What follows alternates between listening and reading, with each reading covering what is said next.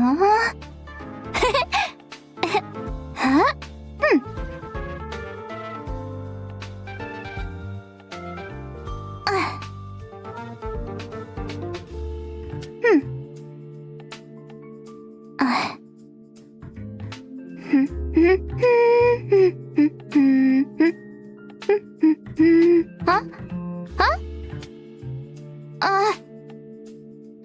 We're live already? Hey everyone! Welcome to the program, and thank you to our sponsor, the Interastral Peace Corporation. I'm your host, Astral Express crew member, March 7th. I've been watching my favorite streamer in preparation, but this is still my first time hosting, so go easy on me if I mess up, okay? What was I supposed to say again? I think it was, don't forget to like, follow, and share, or I'll chicken out. And then...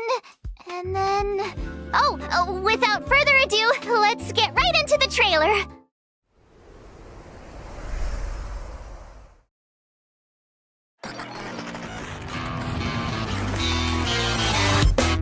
Attention all spectators! Attention all spectators!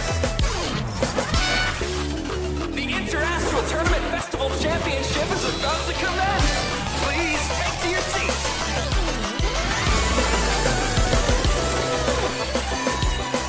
My friends, join me in this dance. Let's bring this exquisite celebration to its climax.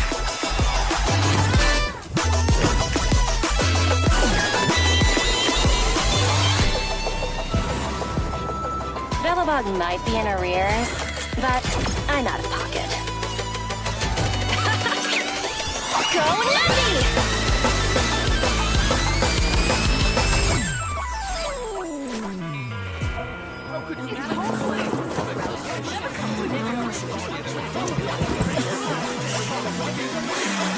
Enough!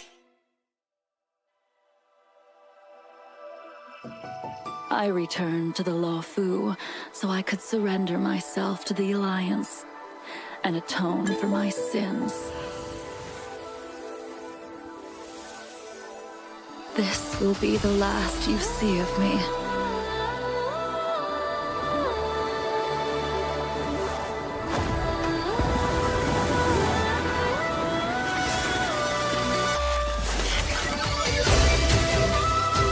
Sword War! Blade of Moonlight.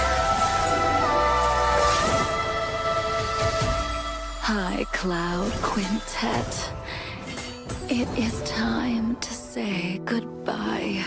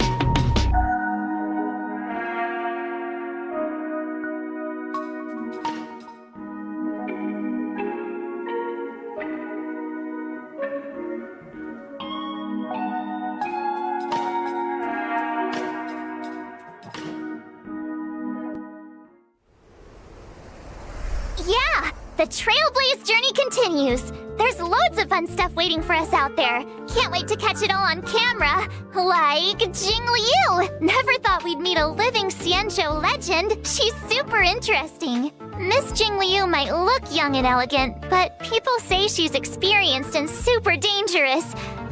I was a little nervous when the director told me I'd be introducing her today. So I thought, why don't I see if I can bring in another young, elegant, experienced, and dangerous lady to help me with the intro. Next up, let's put our hands together and welcome Miss Himeko, navigator of the Astral Express. Wow, March. Is that how you see me? I'm very flattered. Himeko, you're here already? That's right. I walked in just as someone happened to be calling me a young, elegant, experienced, and dangerous lady. You're all those things? So, you want to take it from here, Himeko? Sure thing. Where were we? Hi, everyone. As March said, I'm Himeko, navigator of the Astral Express. Today, I'll be introducing you to a living Xianzhou legend, Qing Liu.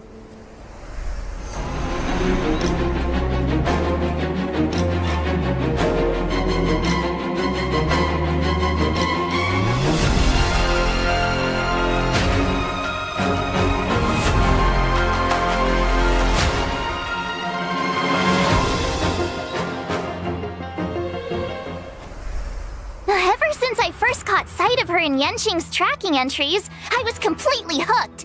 She's Jing Yuan's previous master.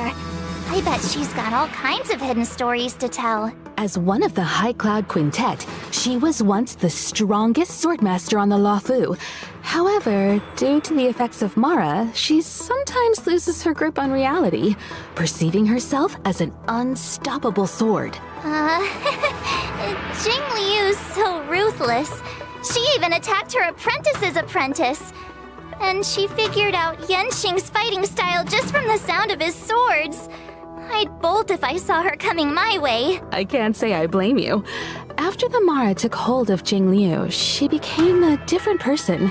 As for the day she crossed paths with Yanqing, it was quite the twist of fate. I guess so. In any case, Jing Liu is unpredictable at the best of times. But if you catch her on a good day, she's as calm as moonlight on a silent night. Nicely put. Her power is actually deeply connected to the moon's phases. Jing Liu is an ice-type character following the path of destruction, who uses 2 different states in combat. Different states? What's that? Think of it this way. When Jing Liu is in prolonged combat, her Mara-struck persona takes over and she changes states. When Jing Liu uses her skill, Transcendent Flash, she accumulates stacks of syzygy. Whoa! Isn't Transcendent Flash the legendary sword move from Mr. Cien's story? The one that cuts through time itself? You sure seem well-versed in High Cloud Quintet stories, March. When syzygy stacks up to a set amount, Jing Liu is consumed by Mara and enters a spectral transmigration state. In the spectral transmigration state, Jing Liu's every attack deducts a set percentage of HP from her ally's max HP. However, her attack increases according to the corresponding total HP consumed. See? I told you she attacks her allies! While in the spectral transmigration state, Jing Liu's skill, Transcendent Flash, becomes Moon on Glacial River, and she is unable to launch basic attacks. Moon on Glacial River doesn't consume skill points, but does consume stacks of syzygy. When stacks reach 0, Jing Liu exits the spectral transmigration state.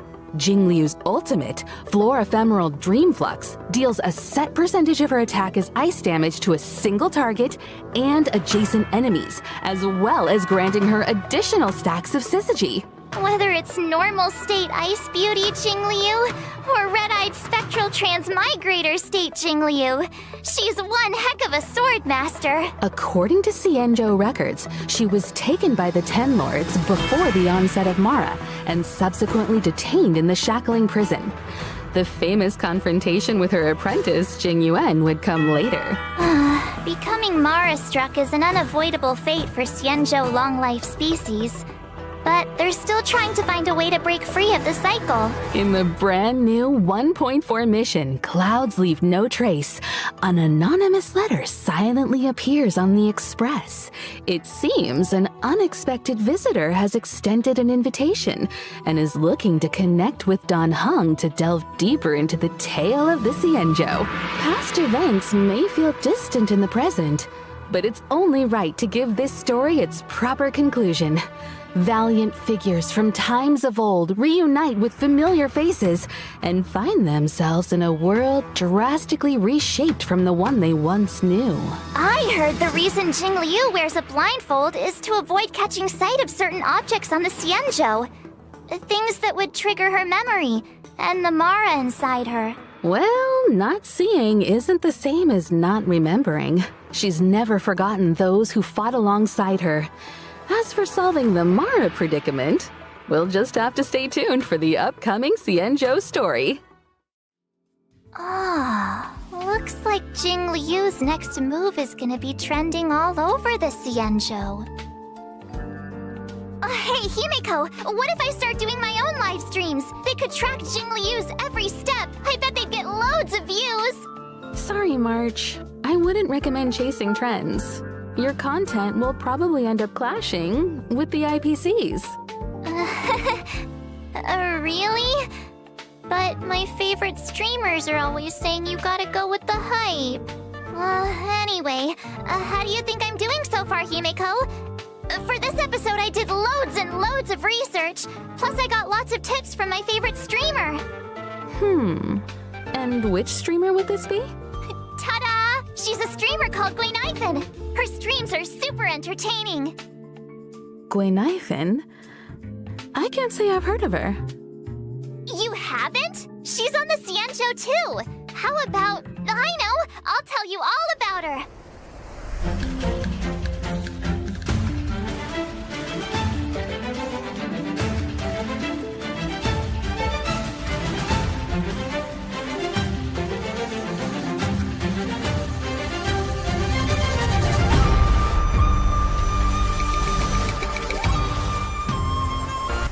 There was one night I couldn't sleep, and I ended up watching Guinaifen's Kwaiban livestream.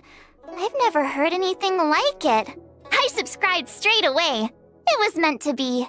Her attire is very Xianzhou, but it feels like she's not from the Luofu.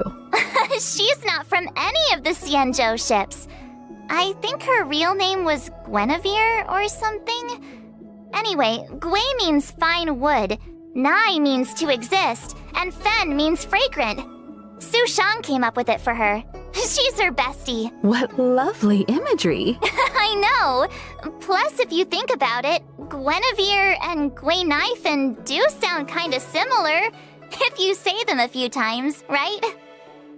We might want to steer clear of wordplay, March.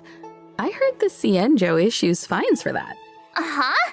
Seriously? Xianzhou culture is vast and profound. There's still much to learn. Guinaifen says that Su Shang is always schooling her on local culture and customs. Su Shang is as Xianzhou as it gets. I feel like everything I learned about the Xianzhou I learned from them. Live streaming, Kwaiban, a passion for Xianzhou culture. Guinaifen seems like a girl of many talents. She is! Although I feel like she mainly uses them to impress her bestie. Did you know that Guinaifen is actually a street performer? Not to mention she's also super talented on the battlefield. Guinaifen is a fire-type character following the path of nihility. When using her skill, Blazing Welcome, Guinaifen launches firecrackers, dealing fire damage to her target and adjacent enemies with a chance of inflicting burn.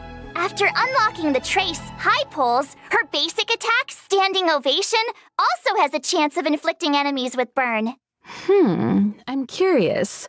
Why firecrackers exactly? Guinaifen says that in Xianzhou legends, artists use firecrackers to fend off scary beasts.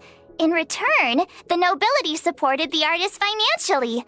Guinaifen is just continuing the tradition, and friendly locals are only too happy to support her. Funnily enough, her talent is called Patreon benefits.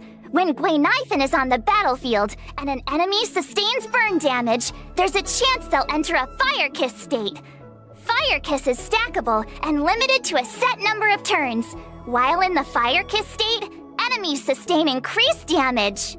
Which reminds me, I think Guinaifen live-streamed a battle once too. Her ultimate, Watch this showstopper! Summons and detonates an even bigger firecracker in the form of a D-Ting, dealing fire damage to all enemies. Targets already inflicted with burns sustain additional damage as a set percentage of the fire damage. Is this what the kids call going viral? I'd love to see her combat livestream data.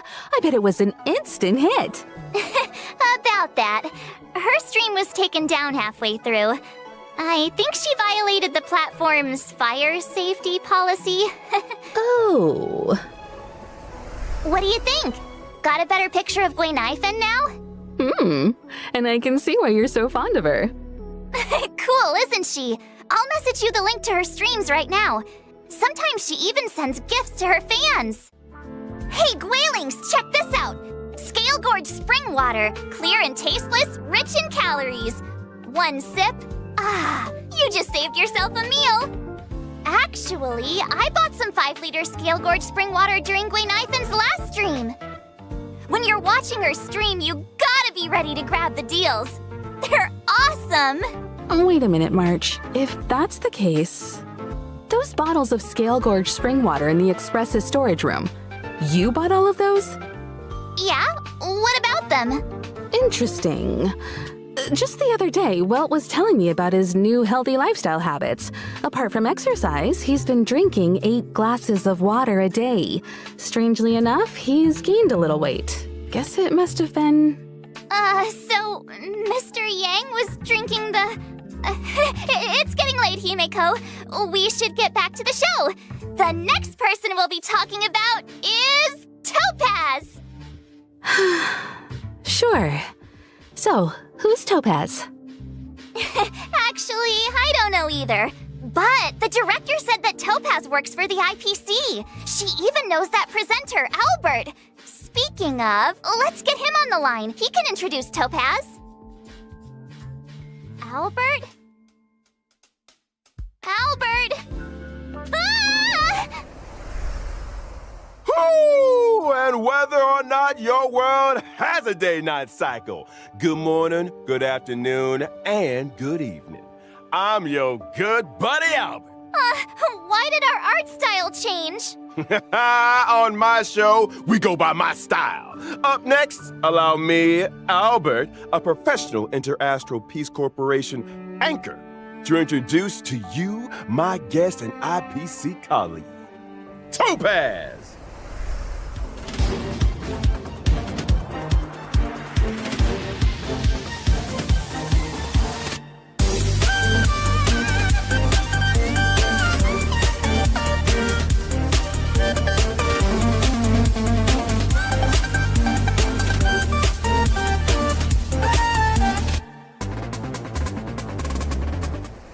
Topaz is a rising star in the IPC Strategic Investment Department, currently heading up the Special Desk Picket team. She's a combination of youth, elegance, and remarkable ability. The Special Debts Picket Team. I think I've heard of them. Well, as you may know, among the universe's major investors and lenders, the IPC is a big fish. And with so many venture capital projects, there are bound to be bumps in the road. Topaz is our go-to person to smooth out the bumps and make sure we recover what's owed. Oh, I get it. So the corporation's in the red? When dealing with defaulters, Topaz's methods are swift and effective, saving the IPC from many a potential loss. She also has a great knack for investments, turning even the bleakest projects into success stories and ensuring huge returns for the corporation. Wow, impressive. Does she have some kind of superpower? Within the walls of the IPC, there is indeed a rumor that Topaz's stellar success might have something of the supernatural about it. Oh? Supernatural? Oh, reminds me of Gwen-Ifan's ghost hunting streams. Ghost hunting? Let's not jump the gun. When people think of Topaz, they don't think about ghosts, but a certain unmistakable companion. I'm talking about her warp trotter, Numby! They may look like a cute mascot, but Numby is Topaz's trusted sidekick, both at work and out on the battlefield. Numby has a keen sense for sniffing out wealth. Security checks, debt settlements, and calculations are all child's play for this little piggy. Together with Topaz, they traverse the cosmos, resolving any and all debt disputes that could threaten the IPC's operations. Numby is a legit employee.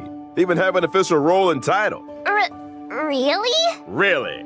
And don't forget, the corporate world mirrors the battlefield in more ways than one.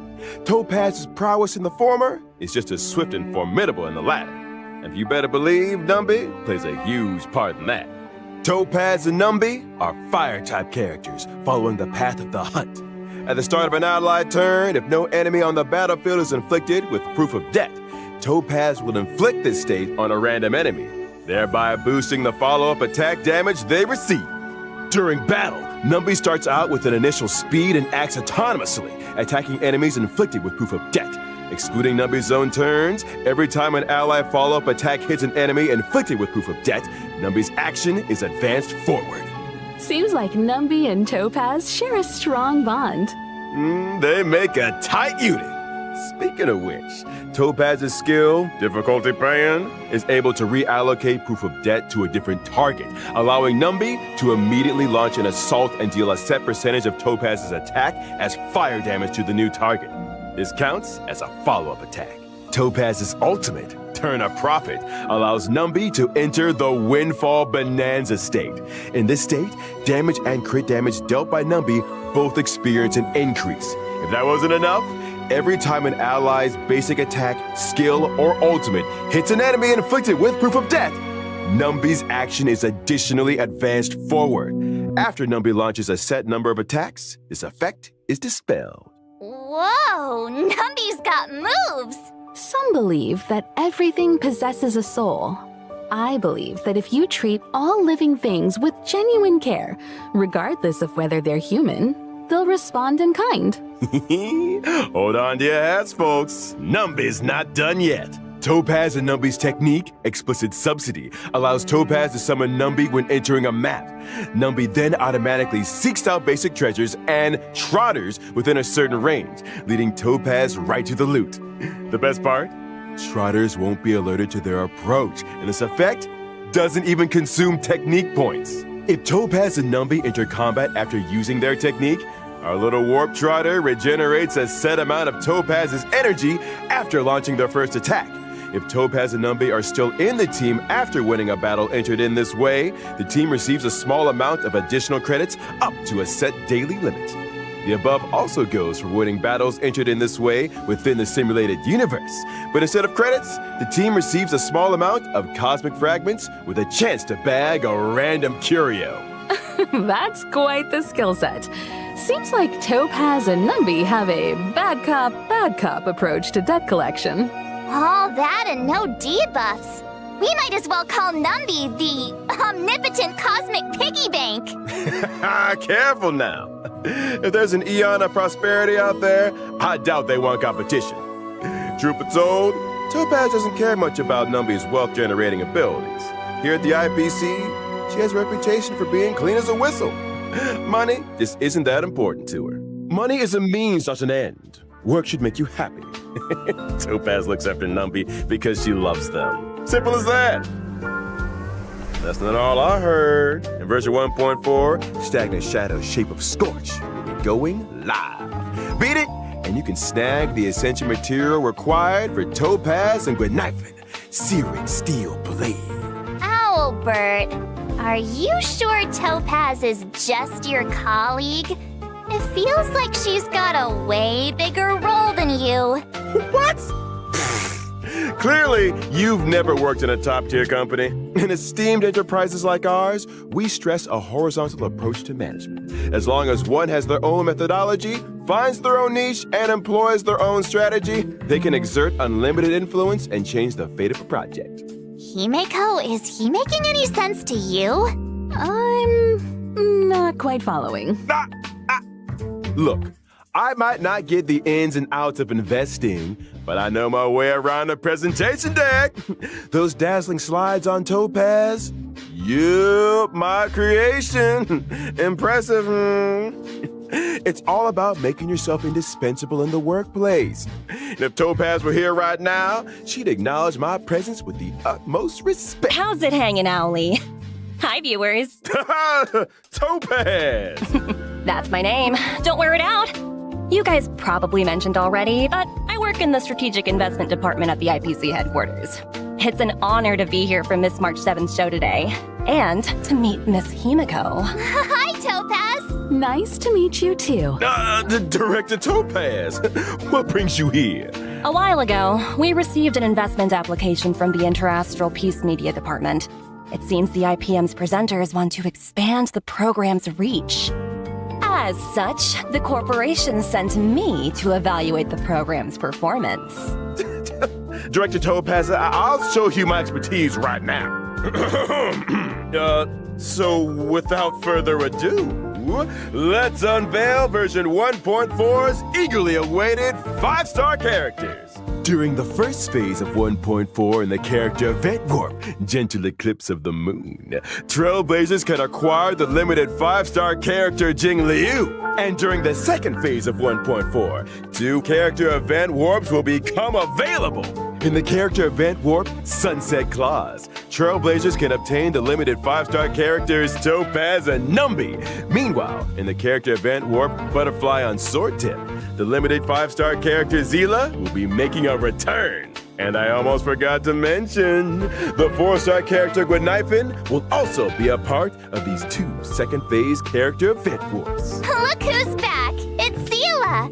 Feels like forever since we last saw her in Bellabog. Characters aside, we're also eagerly anticipating version 1.4's 5-star light cones. At 1.4's first phase light cone event warp, the drop rate of the 5-star light cone, I shall be my own sword, will be boosted. It's that sword-wielding beauty again!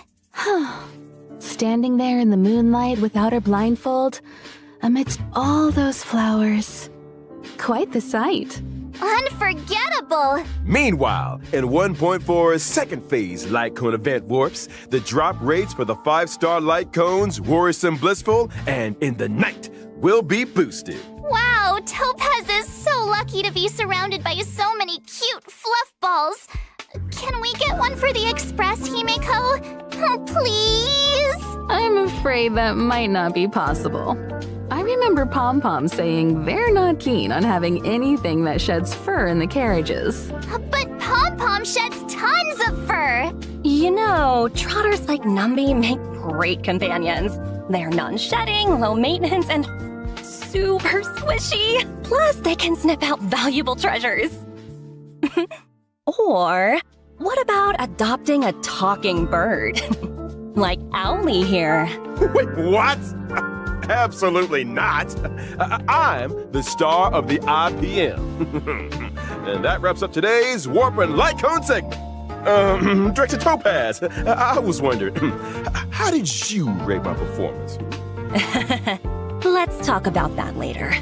The reason I'm here for March's show today is to present some small gifts to our esteemed viewers on behalf of the IPC. I'm not the best at crafting presentation decks, but here is a slide I worked up.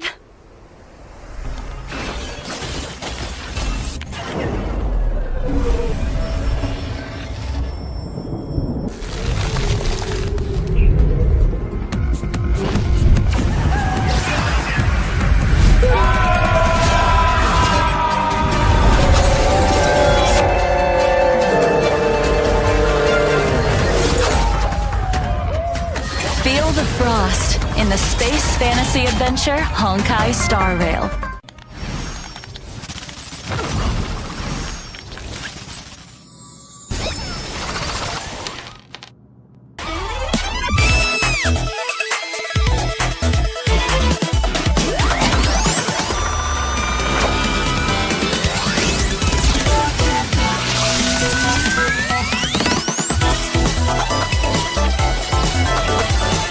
Dive into a timeless space fantasy adventure, Honkai Star Rail. Gee, thanks, Topaz! It's great you could take time out of your schedule to be on the show. You must be pretty busy. Well, the corporation is a big part of my life. In fact, me and my team are heading out to business on Eurilo 6 very soon. Taking part in today's program was a nice change of pace for me. Oh, really? Eurilo 6? We've been there. So, is this a debt-collecting trip? I'm afraid I can't comment on internal IPC matters. That said, I heard the Express crew will be heading to Eurilo 6 for the Trailblaze Continuance Future Market. Looking forward to seeing you all in Belobog. Huh? How did you know about that? Preliminary research is crucial for the smooth progression of any project. Our data collection lead informed me about a significant site on Eurilo 6 known as the Pillars of Creation, a memorial symbolizing centuries of Belobogian resistance. Out of respect, I intend to pay a visit there with a few colleagues. Colleagues? Oh, where are my manners? Let me introduce them. Senior staff, team leader, grunt, field personnel, and grunt, security personnel. They look pretty slick, but I can't help but wonder... Are they enthusiastic about a trip to an ice planet? I'm afraid enthusiasm doesn't come into it. The IPC's balance sheet isn't the best right now. We haven't got the capital to outsource missions like these. That explains the recent disturbance in the corporation.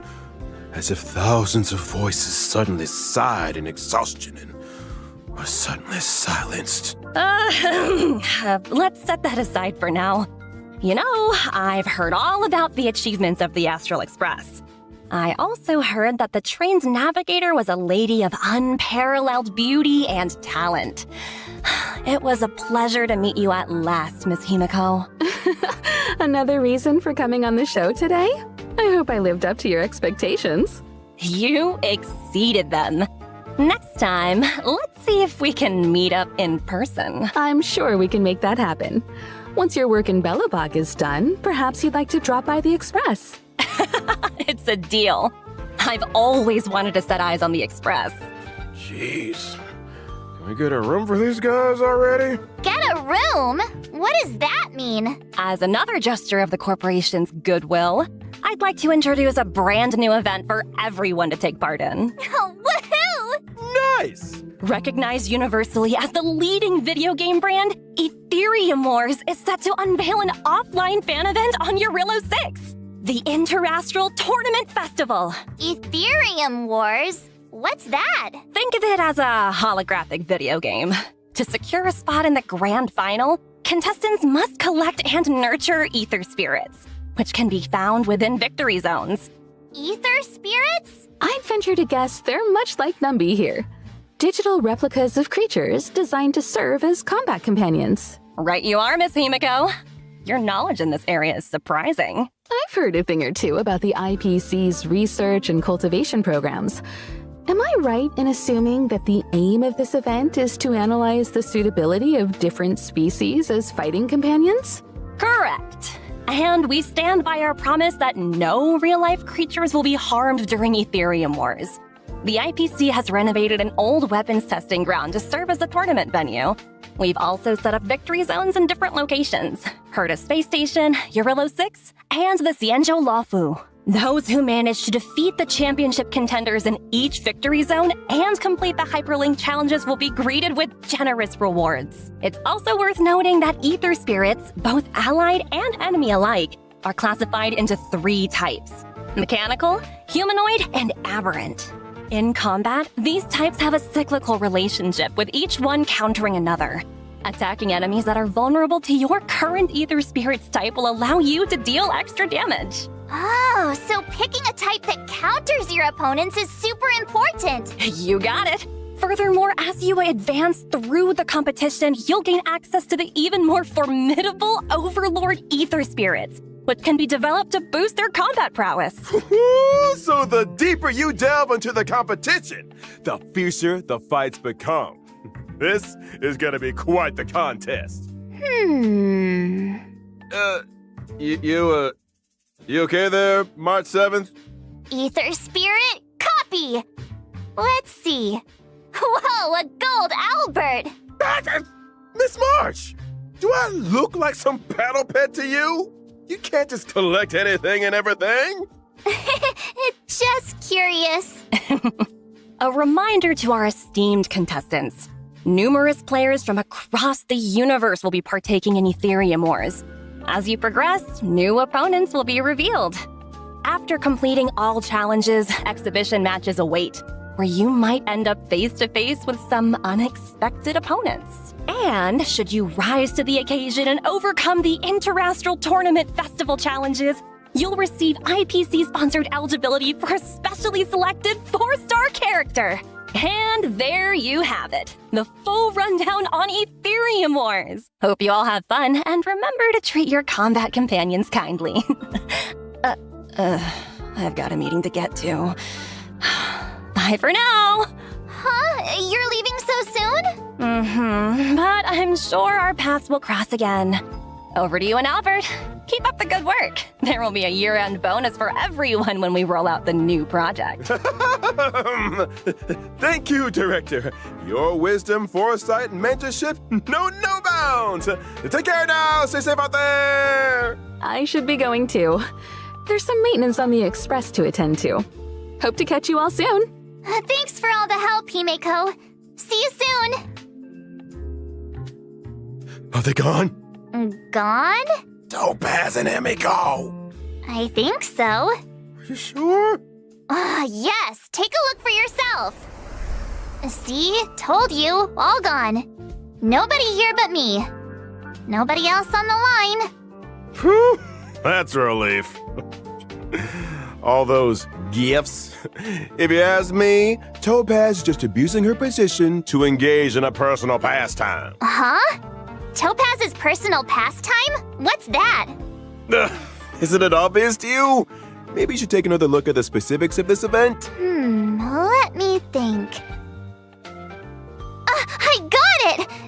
So Topaz's personal pastime is hunting. Duh? Hunting? Miss March, what gave you that impression? Well, isn't that right though? I'll show you. This event is all about sneaking up slowly and then... Hey! Whoa, slow down a second. Topaz's pastime is cuddling creatures, not hunting them. As soon as she gets home, she grabs her pets and cuddles the heck out of them. She's got hundreds at her company apartment. Huh? Did you say hundreds? How does she have the space? Well, her company apartment is an ecological starship.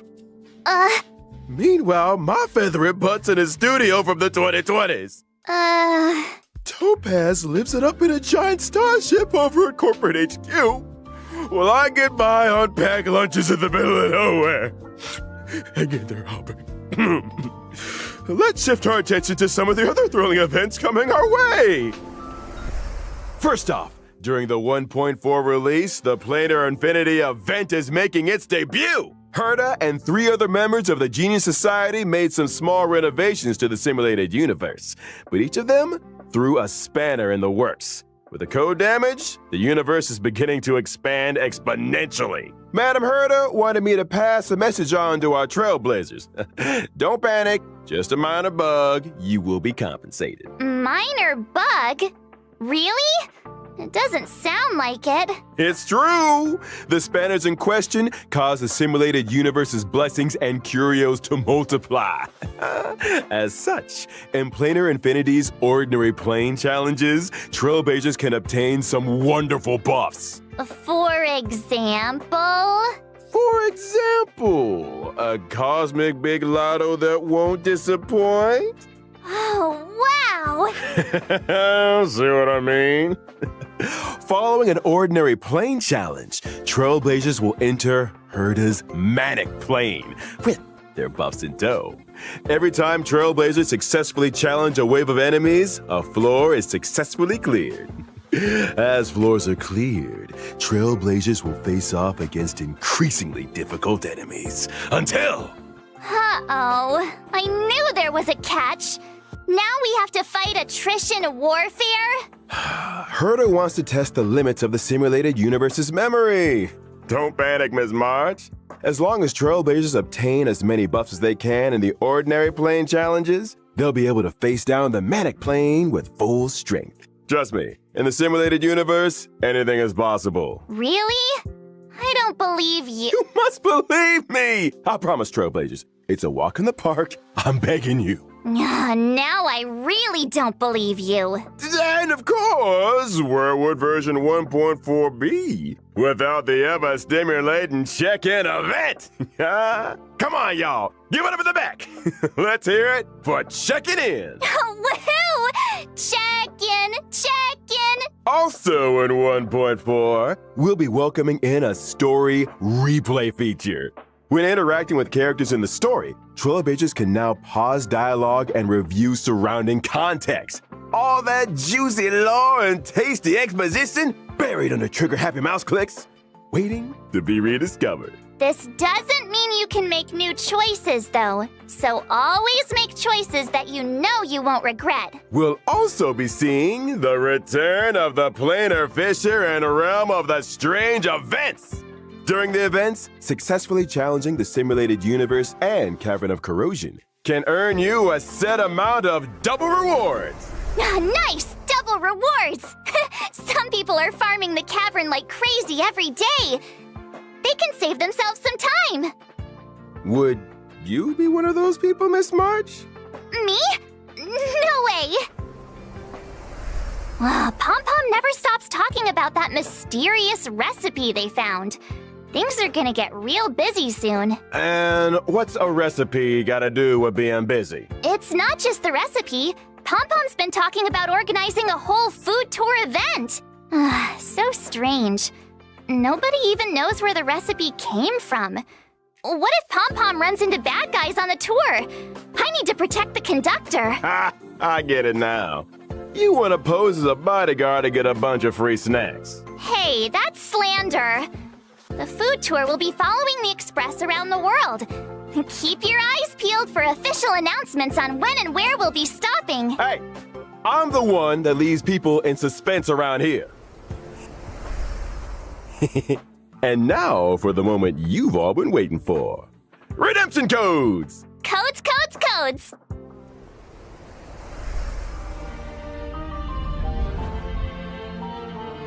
We are honored to introduce Honkai Star Rail to the PlayStation 5 on October 11th. PlayStation 5 is a perfect platform for this space journey, allowing our team to tap into full potential of the console. The story of Honkai Star Rail is only getting started. Now with added technical features on PlayStation 5, we invite PlayStation gamers worldwide to join us in this breathtaking space fantasy. Climb aboard the Astral Express on this October 11th. Adventure has no limits. And may this journey lead us starward.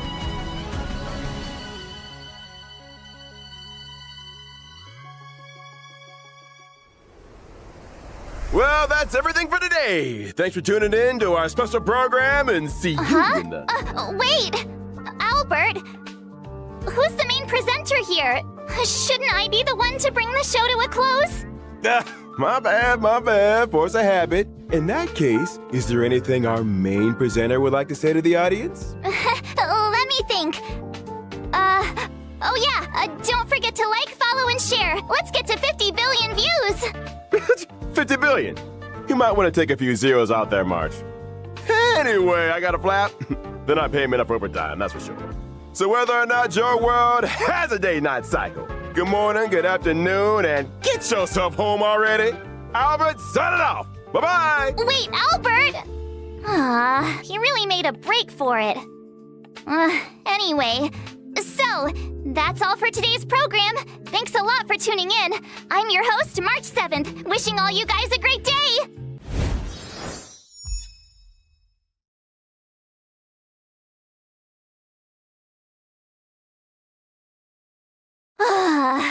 Finally! I'm exhausted.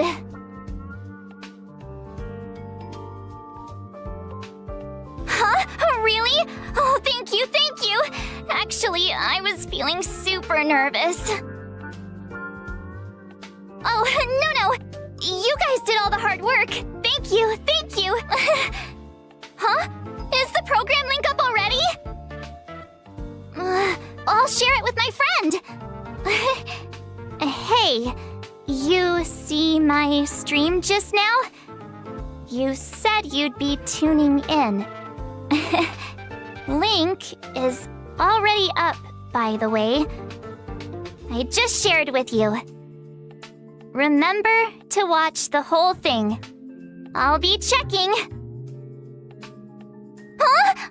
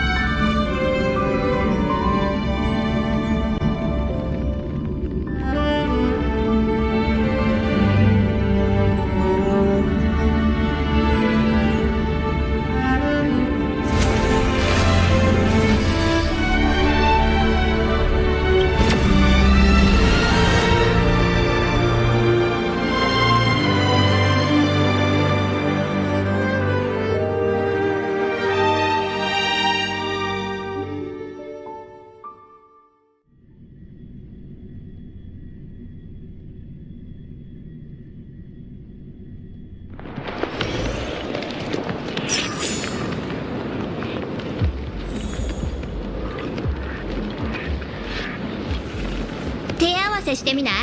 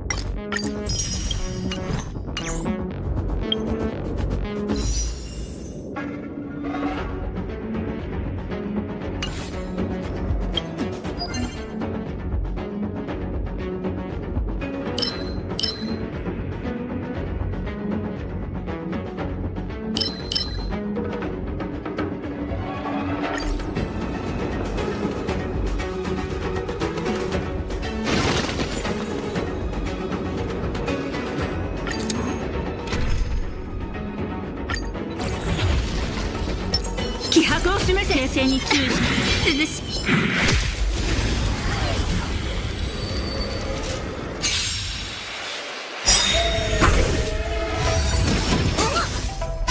一心同期。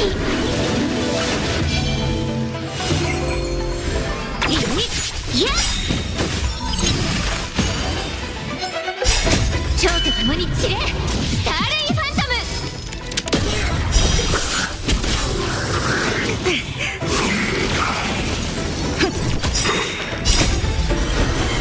守るべき者のために打ちち崩せ。ほれ。はっ。いや。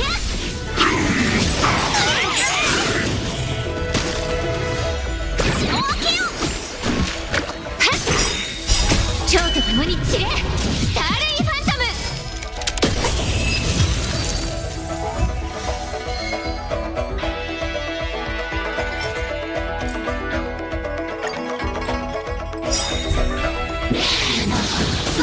一応解散。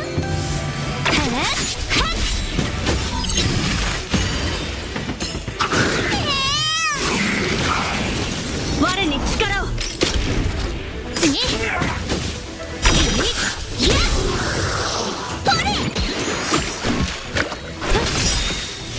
一心同期。蝶と共に散れ。スターレイファントム。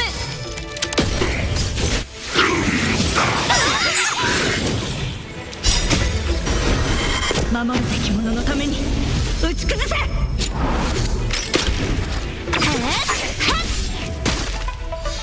諸悪退散。よいしょ。次。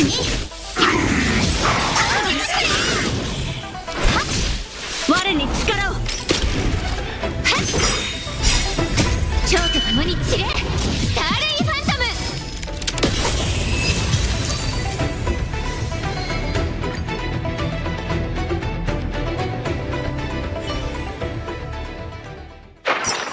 ム。目標を狙うほどこの鎌は速くなるのよ。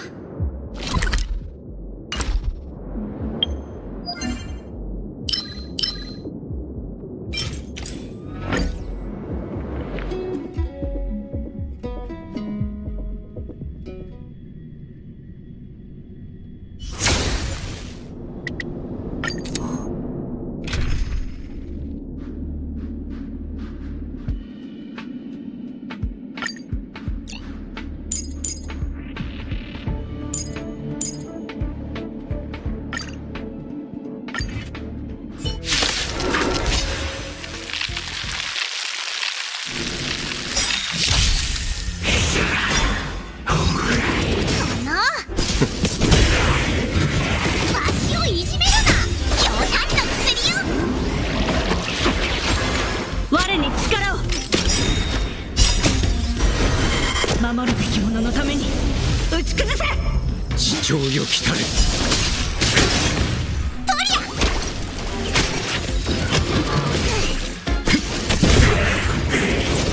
我に力を。皆を招こう。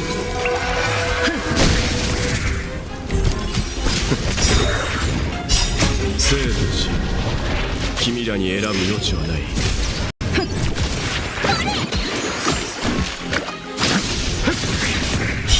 そうそう。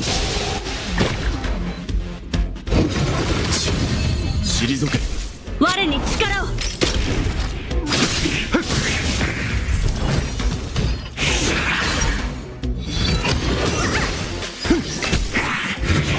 しをいじめるな。冗談の薬よ。我に力を。守るべき者のために打ち崩せ。生はなしと。皆を招こう。よいしょ。退け。我に力を。そうそう。生と死、君らに選ぶ余地はない。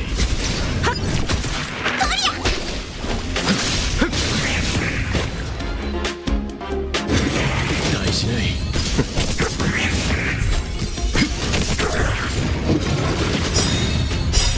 皆を招こう。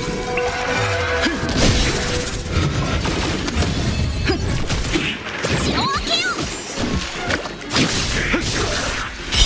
そうそう。生と死、君らに選ぶ余地はない。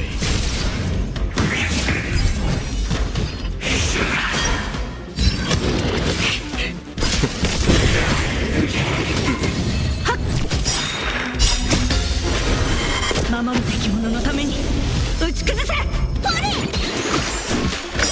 上よ来たれ。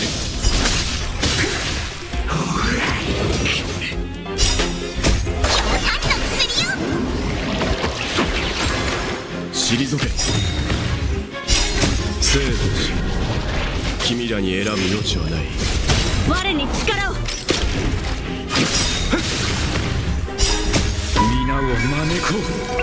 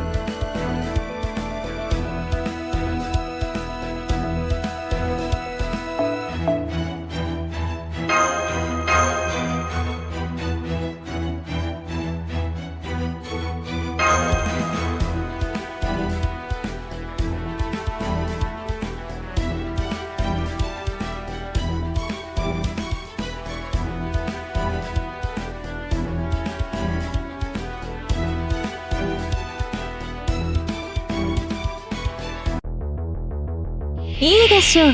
アサシネイト承りました。手に入らないいい判断です。まあ大体目を背けないで死になさい。吹っ飛びなさいませ。分断する。やった、やりました。大勝利だな。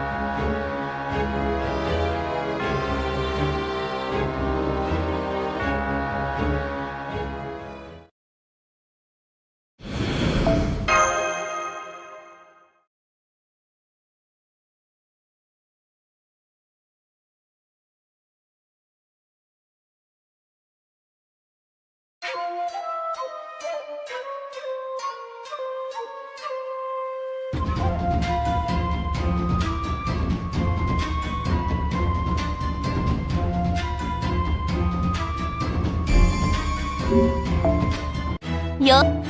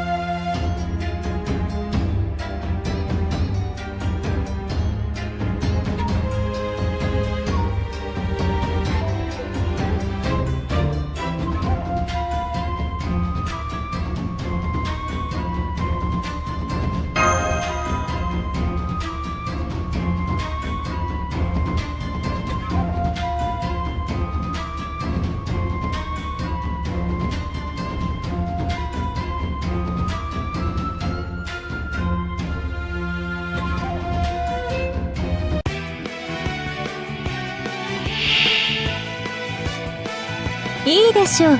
アサシネイト承りました。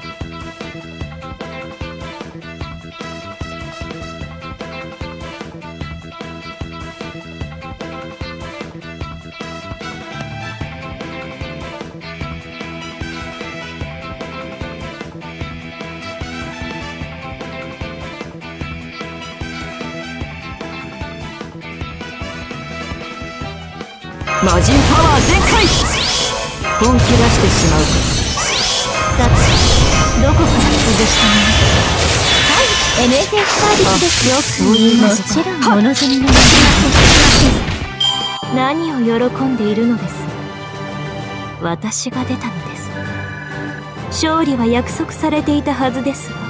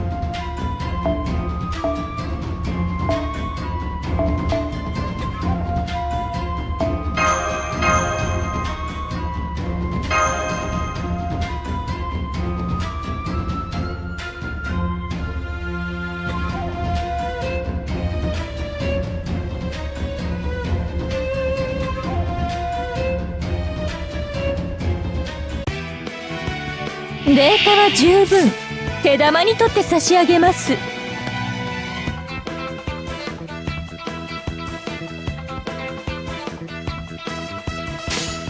いい目を背けないで逃がすもの逃がすもの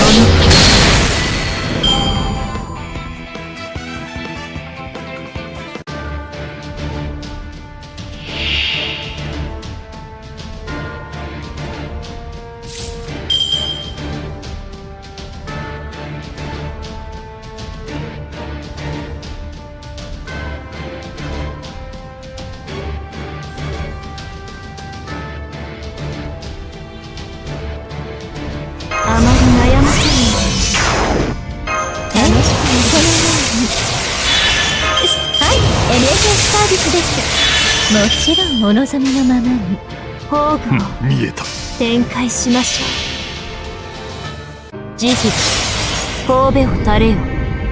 恐怖は希望も何人通るにあたわず。愛らしいウサギに狩られる気分はどうですか？盗作的で癖になるでしょう。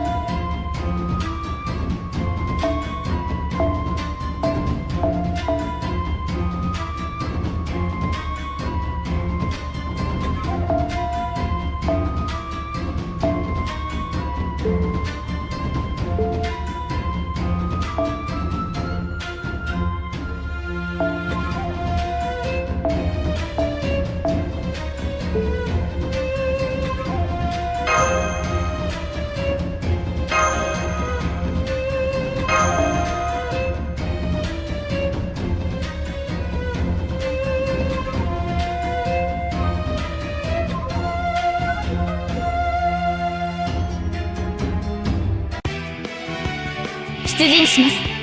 総員構えてください。ご用件は目を背けないで。目障りですね。モルゴー後ろです。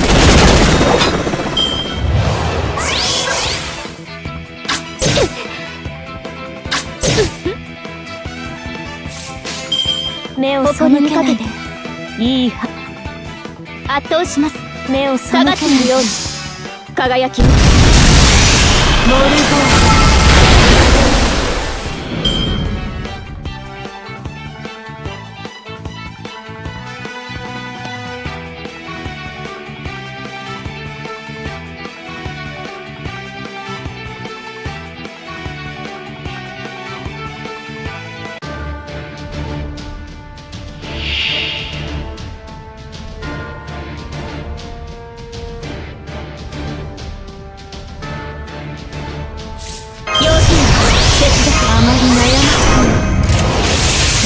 楽しくない NFS サービスです。もちろん黄昏の時再びいい判断です。最果ての島、罪の都、最後の竜は我が胸に。集え円卓の守護者たち、ラウンド・オブ・アバロン。そういいでしょう。私の足元で許しを請いなさい。落ちよロードレス・キャメロッ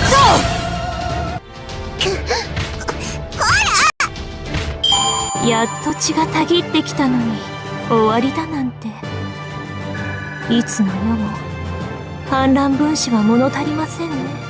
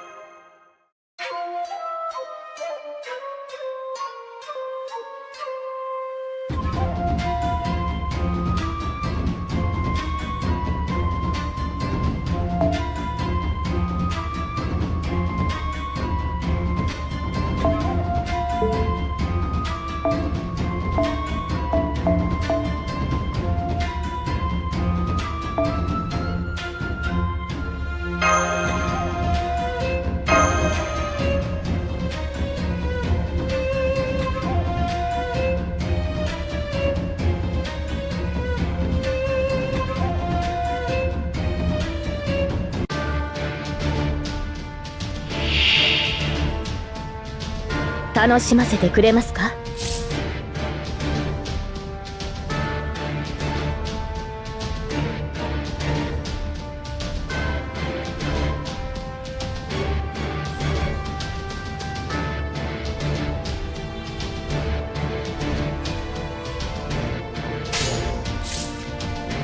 しよし、全ての道が簡単に終わらないようにバニーの力をお見せしよう。NFS サービスです。ならこちらの話です。なら見せよう。我がさっきどこから潰したものならよく言いました。我が広間を輝きは空に、陸に、海に。いい輝きは人にこそ。ユナイト・ハーモナイ。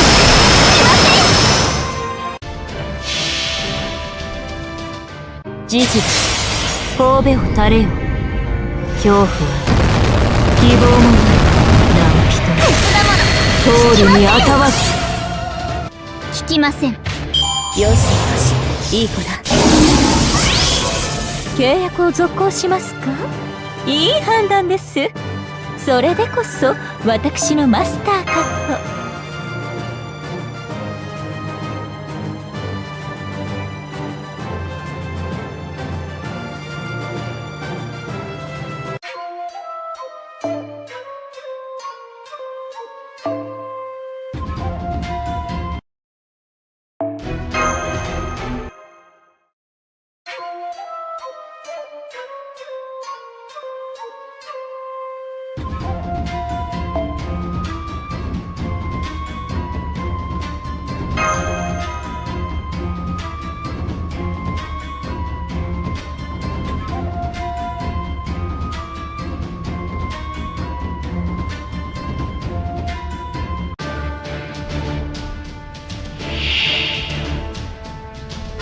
それではデュエルスタートです。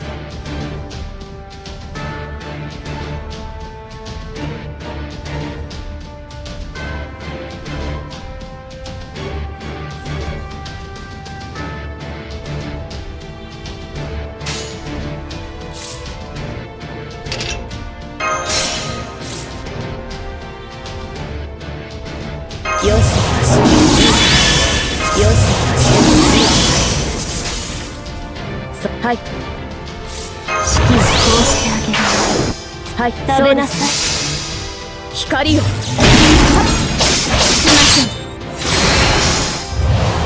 んカードの力は光の力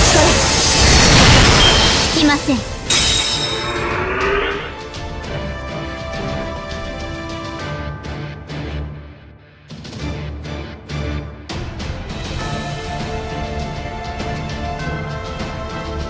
手伝うの気にしないでエリザ粒子展開デスカッター管理するよ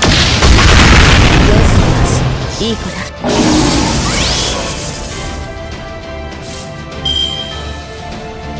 あまり悩ませない完全反応ですよろしくてそのように失礼、そうですこちらの話です光を聞きません契約を続行しますかいい判断ですそれでこそ私のマスターかと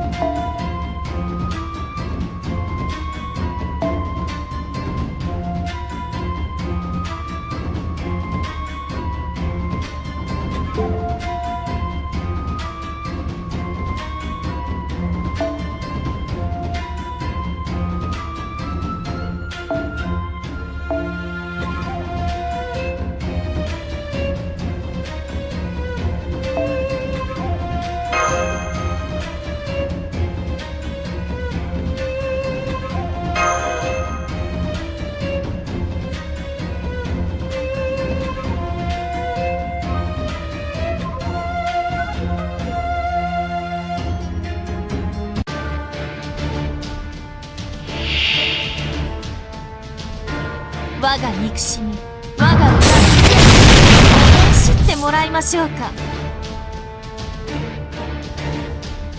さあどうだ手に入るそのようにはいエネルギーサービスですもちろんご用件はいい判断です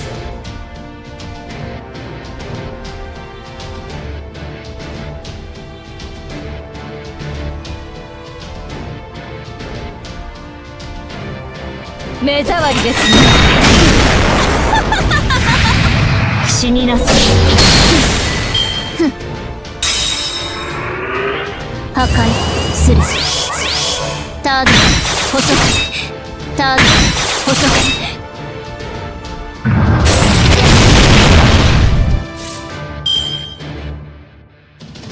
さてどこから潰したの簡単に終わらない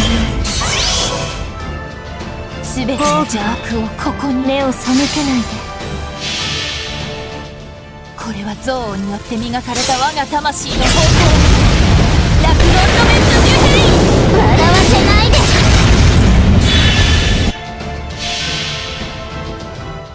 そういいでしょう私の足元で許しを乞いなさい落ちよロードレスキャメロット死になさい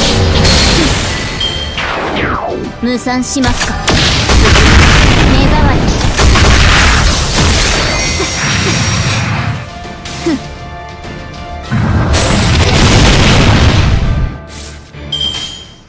はい目を目を背けないでモルゴー喝采を我らの憎悪に喝采を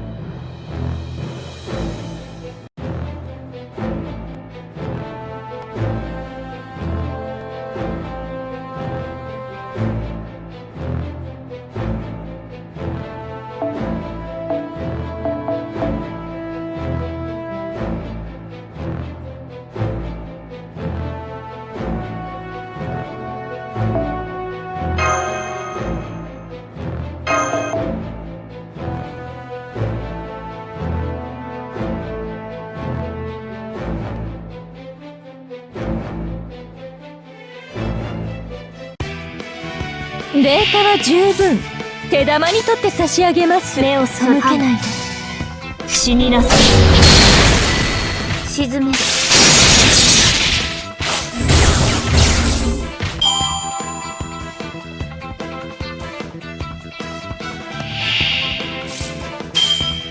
いい、よくいい判断です。死になさい。内側から終わ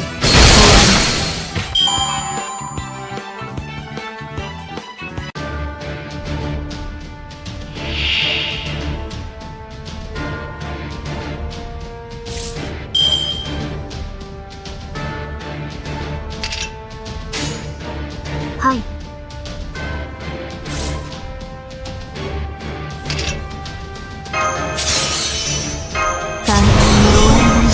これでいい。行きます。手に入る。この時を待つ。それでオルトリアクター臨界突破。我が暗黒の攻防で素粒子に帰る。クロスカバー。お客様分断する。くらえ。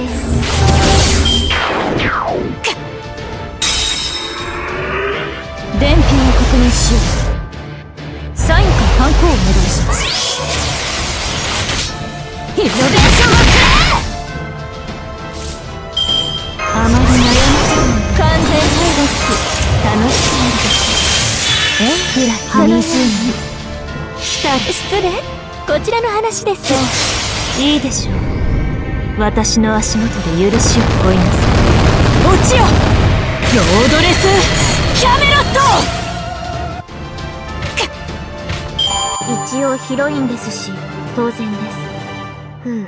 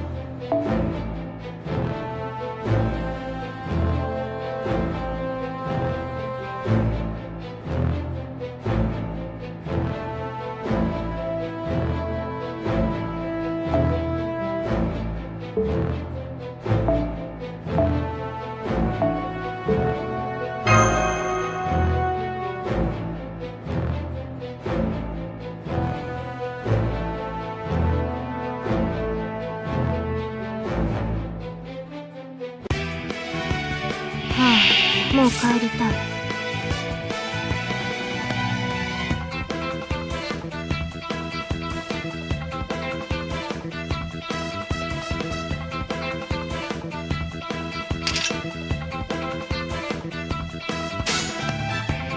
い。よく言いました。いい判断です。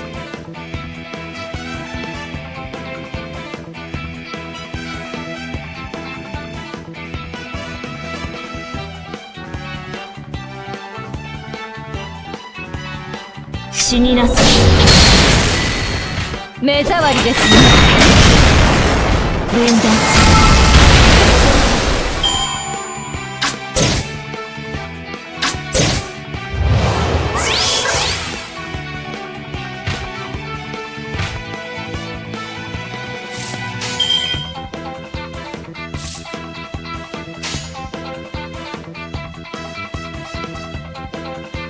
了承。よく言いました。フライ。分断する。沈め。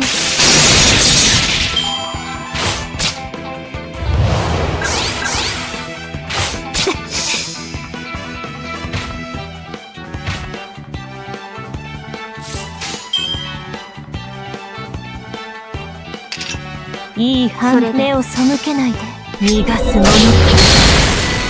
沈め。まだですね。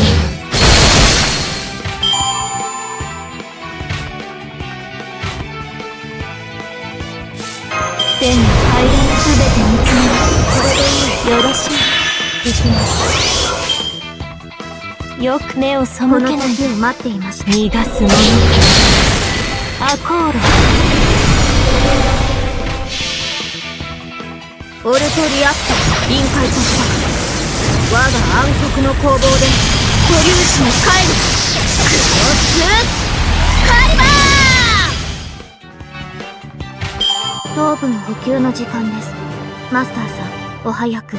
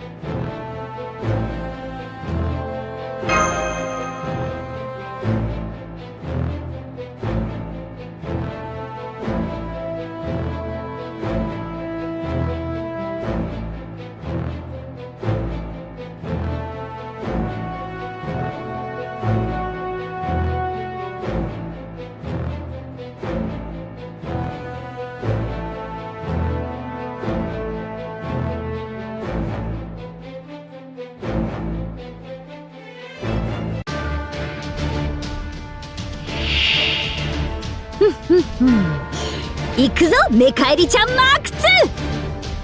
これ大丈夫よね？本当に暴走しないよね？データは十分。手玉にかけて調べます。行きます。簡単に終わらない。はい、NFS サービスね。失礼、こちらの話です。さて、どこから潰したものか。目を背く。いい判断です。事実、神戸を垂れよ。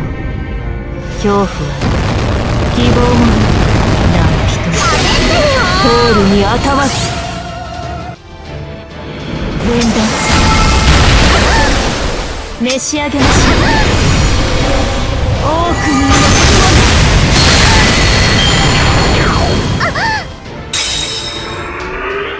はい、お待ち。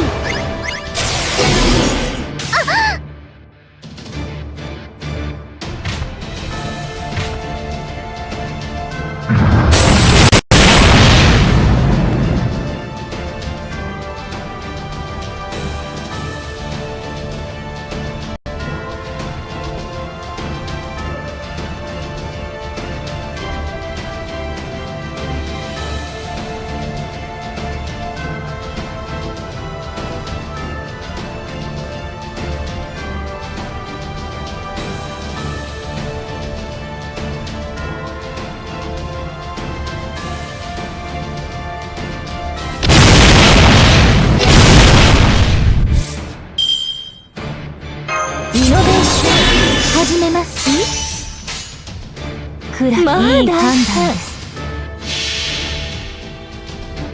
それは絶えず見た滅びの夢。最果てにありながら鳥が明日を返し、ロードツキャメ。糖分補給の時間です。マスターさん、お早く。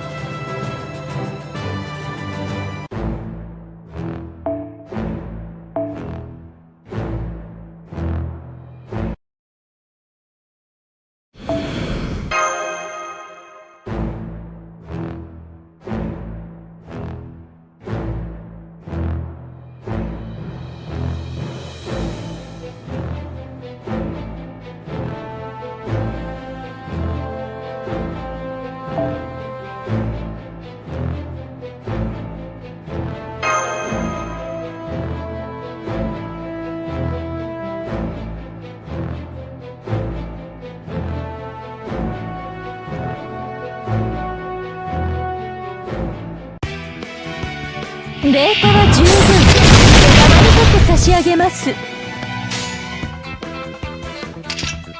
目を背けない。それでいい目を背けないで。沈む。モルゴーアコール。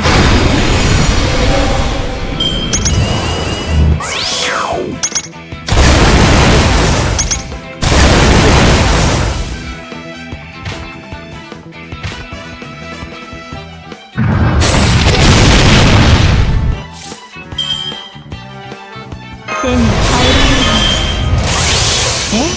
そのように目を背けないね。よく言いました。死になさい。目障りですね。死になさい。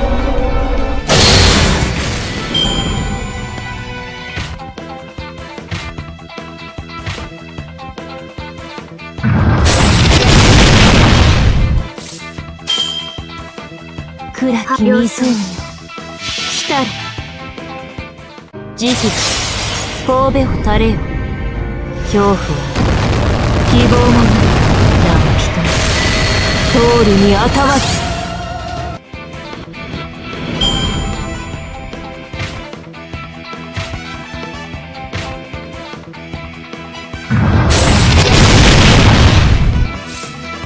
大会の終わりはあまり悩ませない。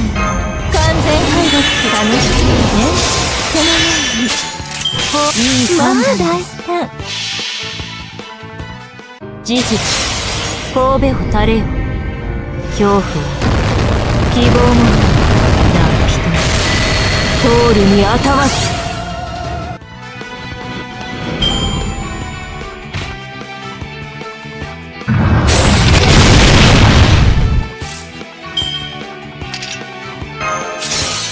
これでいい。行きます。これでいい。目を背けない。死になさい。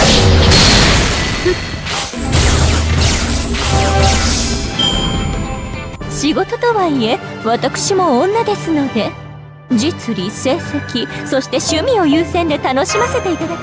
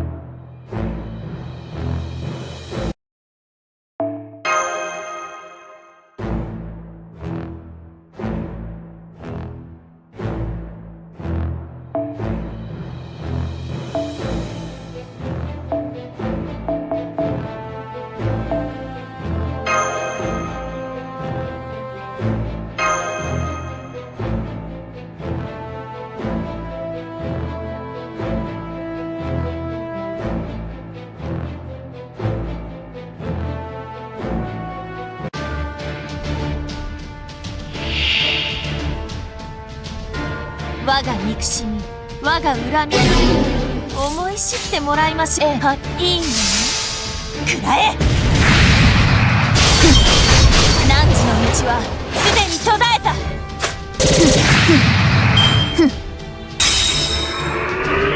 破壊する。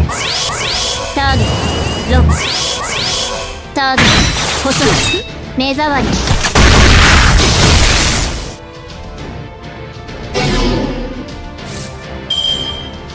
あまり悩ませない。楽しくなるでしょ。さあどうだ。はい、NFS サービスでそのように。失礼。目を背けない。これは憎悪によって磨かれた我が魂の方法。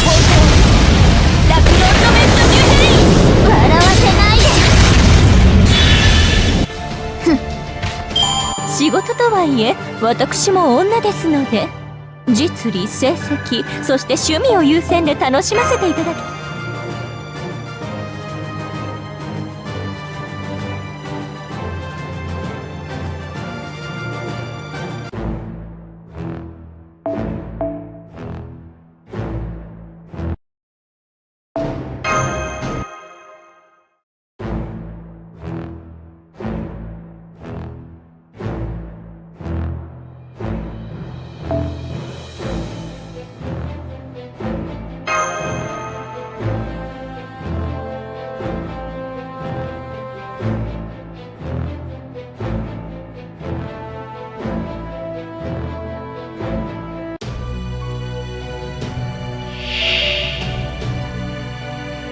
我が憎しみ、我が恨み、知ってもらいましょうか。よく言いました、はい、いい判断です。死になさい。内側から終わり。どう？ターゲットロック。ターゲット補足。ターゲット補足。ターゲット補足。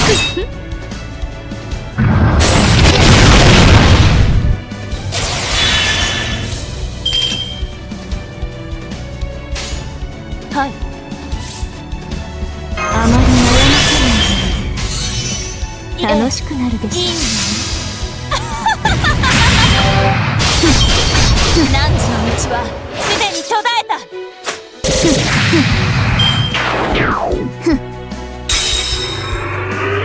破壊する。抵抗は無駄です。無賛しますか。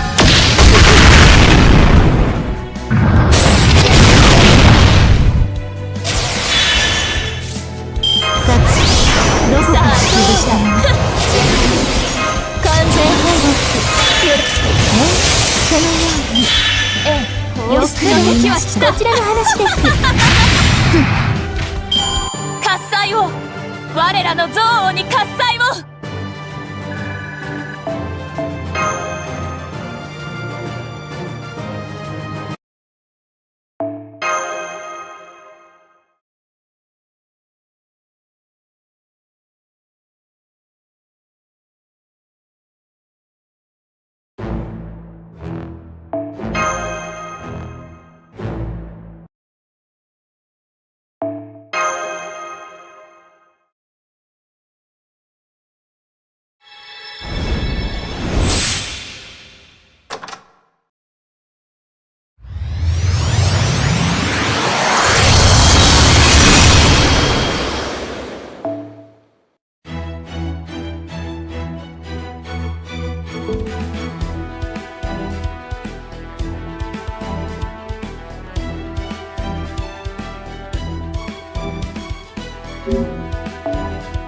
やあ。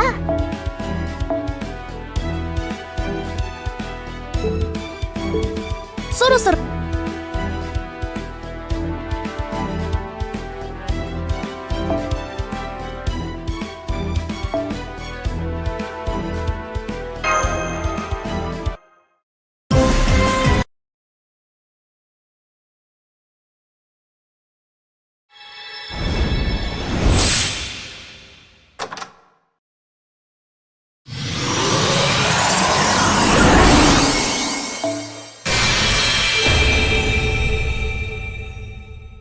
アルターエゴ。メイガ、エリザベートチャンネル2よ。メカエリちゃんとか呼ばないで。2号機だけでいいわ。よろしく。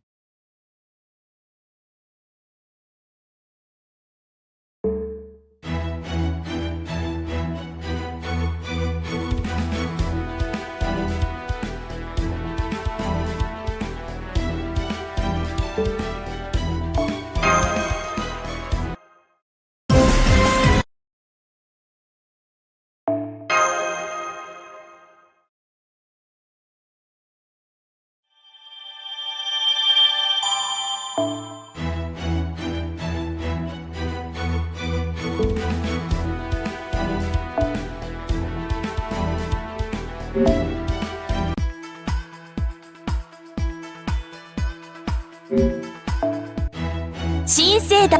アイテム交換だね。いいよ。そういうのも嫌いじゃないし。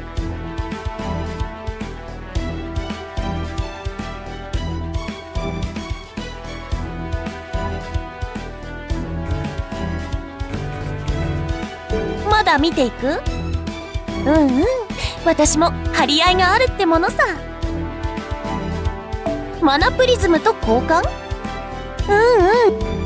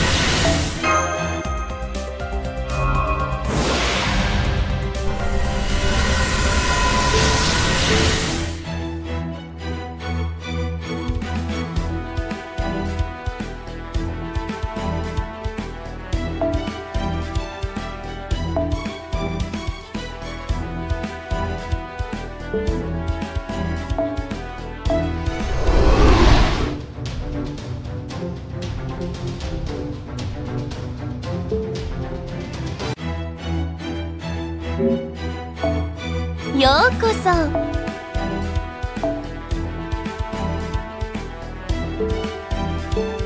そろそろクエストに戻る？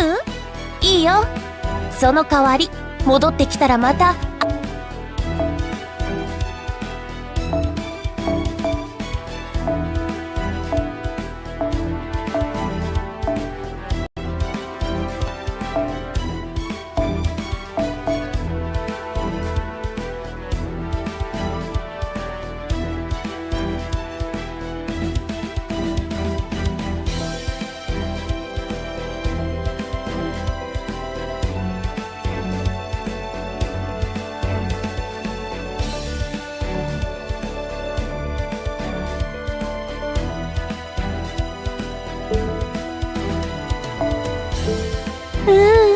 我ながらいい調整だ。